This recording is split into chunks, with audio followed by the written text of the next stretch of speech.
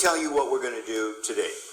We have constructed a mini election, but Harry Hersey, as you have served as a technical advisor of how to do this, we're going to ask you to remain outside. After you, let me introduce you to my election staff.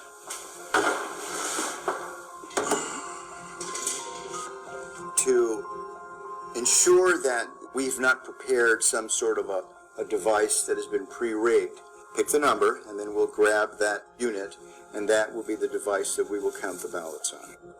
I just feel like this is the one. Okay, and the winner is Unit 15191. 5191.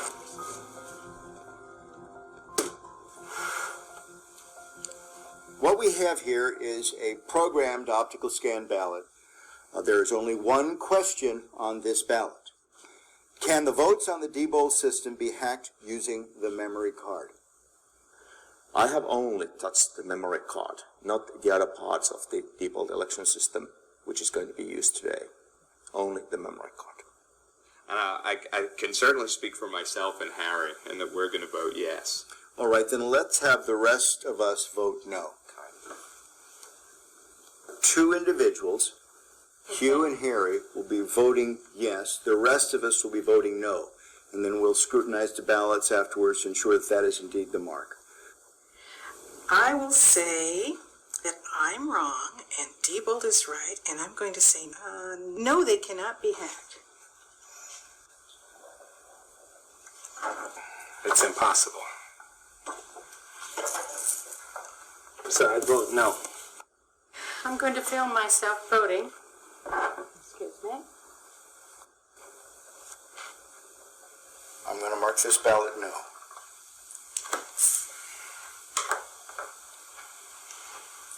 Dr. Thompson? I am going to mark this ballot yes. I've seen some pretty concerning things. Well, it's down to you. You're the last voter, Harry. All right. I think it could be. So I vote for yes. Will be the second yes. All right. Here is the memory card I have touched. Okay. Now, this is the only piece of Diebold equipment that you've used. That's correct. Well, thank you. Let me take your ballot in. This card will go into this slot. The next activity that the election worker does on the morning of the election is turn the machine on, making it live to receive votes. When you do that, this machine will produce what is called a zero total tape. The machine is going through a self-test analysis, and then it will spontaneously turn on.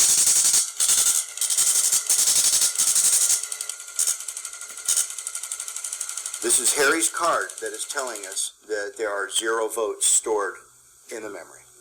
Okay, let me get the ballots. Let's insert a yes ballot. We're going to put in another no. 7. And the last no ballot, 8. Placing the ender card in this device and telling it to turn off its counting function and do its reporting function will now cause the voting machine to print out a tape reading the number of votes that it had just read.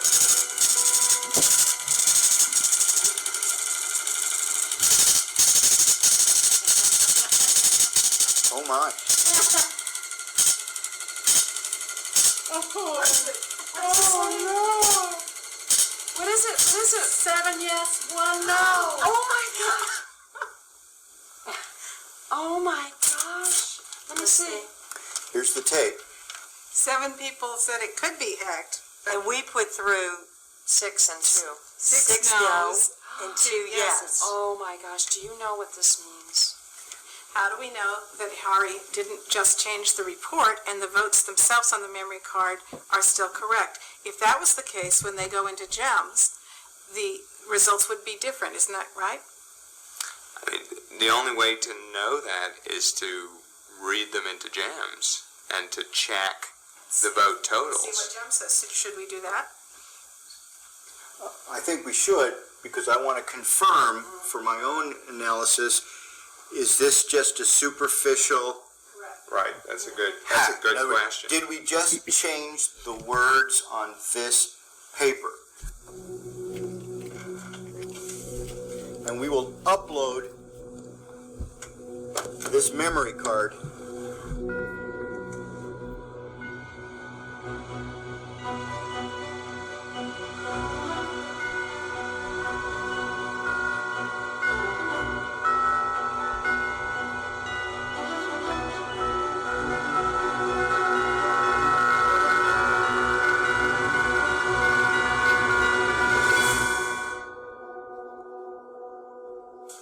if I had not seen what was behind this, I'd have no reason not to. I would have certified this election as a true and accurate result of a vote. So, what does this mean to you? Makes me cry.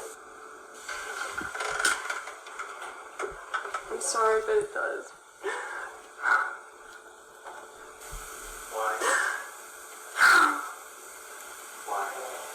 There's so many reasons.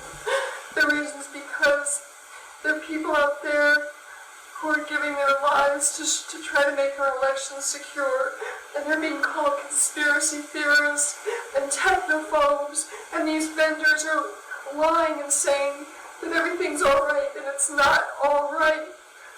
And I'm crying because I'll quote somebody that I know who said that this is our country's one country pretending to be another country. How can this be happening to our elections? This really does affect me.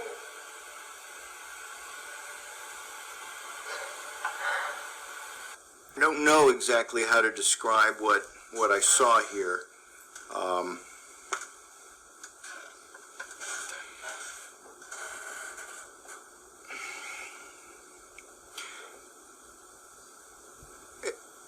I think we, as election officials, need to be a little bit more demanding from the vendors as to the technical specifications of this equipment. The vendors are driving the process of voting technology in the United States. I would much rather, at this point, I think, focus on allowing citizens to select technology that satisfies their needs.